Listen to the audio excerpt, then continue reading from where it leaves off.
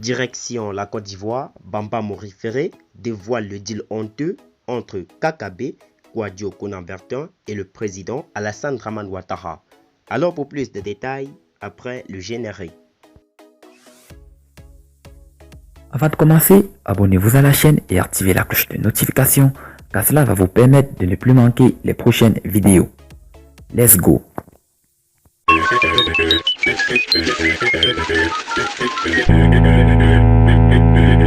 Bamba Mori-Ferré n'est pas disposé à accepter Kouadio Konan-Bertin du KKB en qualité de ministre de la Réconciliation nationale.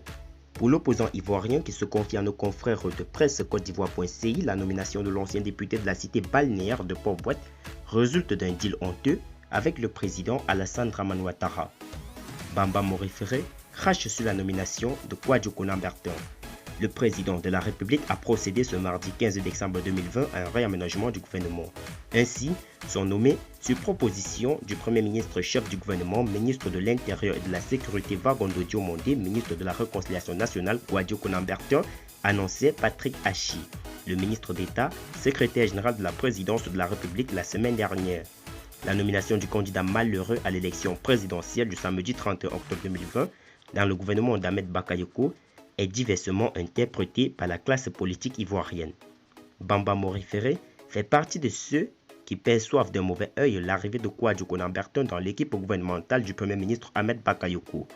Dans une interview accordée à Presse Côte d'Ivoire.ci, le géniteur d'Afoussiata Bamba Lamine, l'avocate de Guillaume Kibafouri-Soro, crache ses vérités à Alassane Ouattara. Selon lui, par cette nomination grotesque, Alassane Ouattara vient de dévoiler le deal honteux qu'il avait passé avec ce garçon opportuniste et qui montre à la face du monde qu'il tenait à être candidat unique, se sachant ultra minoritaire dans le pays.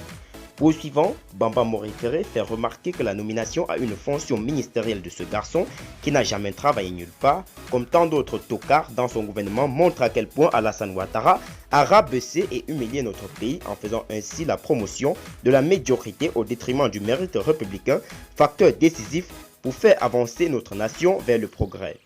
Notons que dès sa nomination, Kouadio Konan-Bertin a demandé aux Ivoiriens de refuser la guerre civile et de devenir des soldats de la paix.